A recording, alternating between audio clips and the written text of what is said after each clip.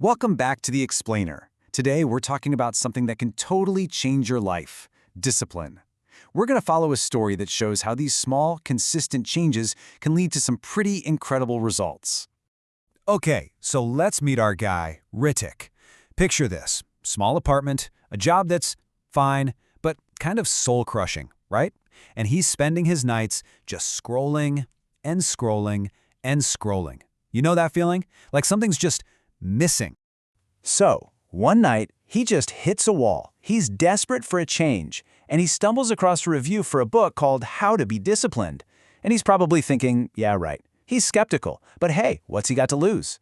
So he orders it, and he had no idea, but that one click, it was about to kick off a journey that would totally reshape his world. All right, so lesson number 1. Where do we even start? Well, it all begins with Ritik getting real about his unmotivated life. He had these huge dreams, right? Starting a company, becoming a marketing whiz. But they were just these big, fuzzy clouds in his head. No substance. And honestly, that's a feeling a lot of us can probably relate to. And then bam, the book's first lesson just smacks him right in the face with this simple truth. Think about it. He realized he was always thinking about doing something, but he never really knew what that something was, or even how to start. He had no map, no GPS, nothing.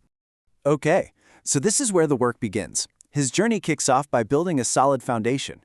It's time to take those vague wishes and turn them into an actual, real-life roadmap. And for the very first time, he actually sat down and wrote out specific, measurable goals. This wasn't just a to-do list. This was a total game changer. Just the simple act of writing them down turned them from daydreams into real targets. He finally had a destination, a way to see if he was actually making progress. And look at what he covered: his health, his career, his mind. He even put in a goal to connect more with his family. The whole package. All right, next up, he had to take on his biggest enemy: a total lack of structure. You know the feeling, your weekends just kind of evaporate.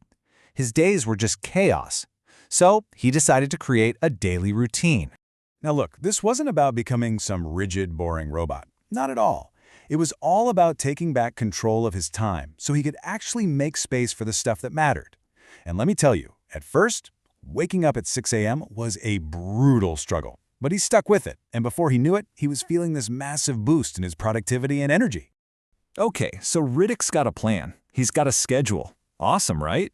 Well, having a plan is one thing. Actually sticking to it, that's a whole different ballgame. He quickly discovered the real battle wasn't with his calendar. It was with himself. It was all happening in his own head. This right here, this was the daily fight, the constant choice. He had to learn self-control, and I mean really learn it.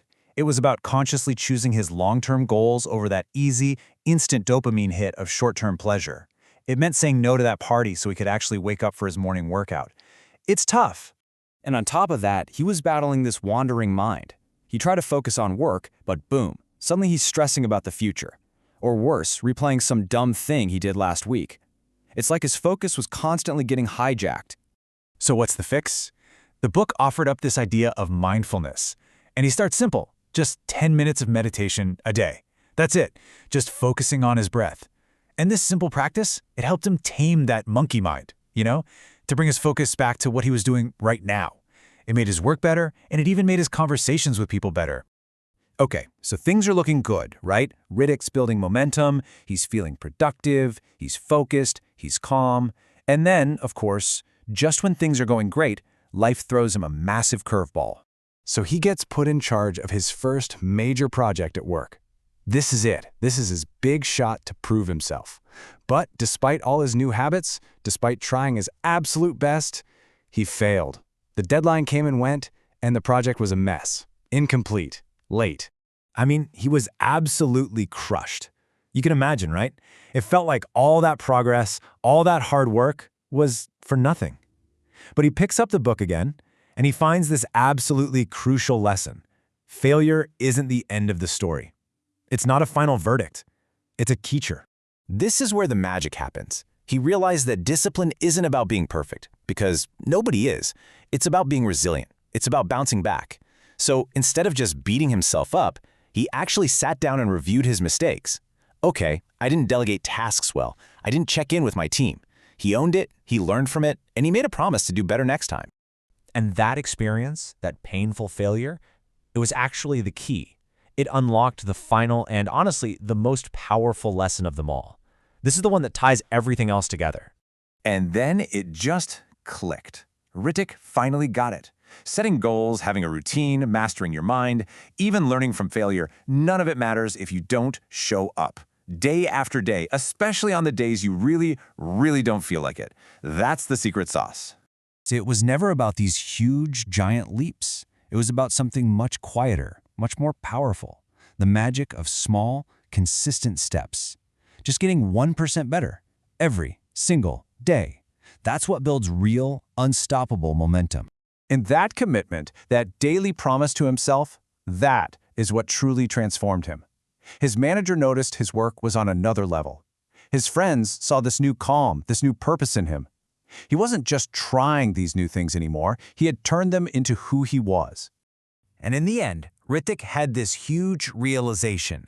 Success wasn't some finish line he had to cross. It wasn't a destination at all. It was a habit, a process. It was something he was building every single day through the continuous ongoing journey of discipline. So Hrithik's story really shows us that this whole journey of 1,000 miles, it really does begin with just one single step. It's not about these giant, overwhelming changes. It's about one small promise you can keep to yourself today.